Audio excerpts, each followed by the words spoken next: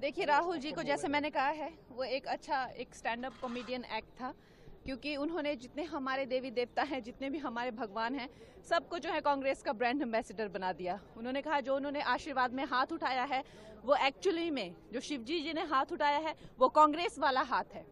ये उनके बयान है, ये उनका भाषण था। तो खैर हम तो लोग हंस ही रहे थे।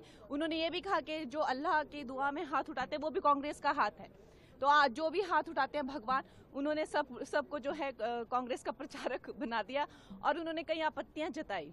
सबसे बड़ा उनका जो गिला शिकवा था प्रधानमंत्री जी से कि जब वो आते हैं, जब राजा साहब आते हैं, राजा बेटा जैसे मैं उनको बुलाती हूँ, तो वो प्रधानमंत्री जी जो है वो खड़े होकर उनको नमस्ते नहीं करते।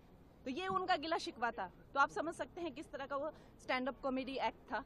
और फिर उन्होंने ये भी गिला शिकवा दिखाया कि अध्यक्ष जी पे उन्होंने जो है ये किया कि जब वो हेलो करते हैं तो हमारे प्राइम मिनिस्टर जी को वो जिस उससे करते हैं, इन राजा बेटा को वो सम्मान नहीं मिलता है।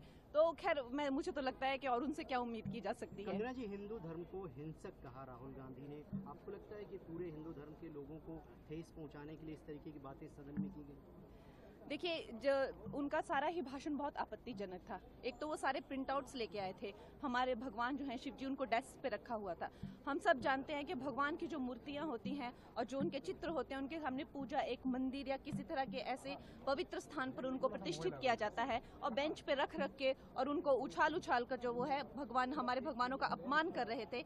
लेकिन सबसे ज्यादा तो उन्होंने जब हर हदें पार कर दी, जब उन्होंने कहा कि जो हिंदू धर्म है और हिंदू धर्म के जो सारे लोग हैं जो ये आस्था रखते हैं, वो एक हिंसक प्रवृत्ति के होते हैं। ये आई थिंक उनको माफी मांगनी चाहिए इस बयान को लेकर।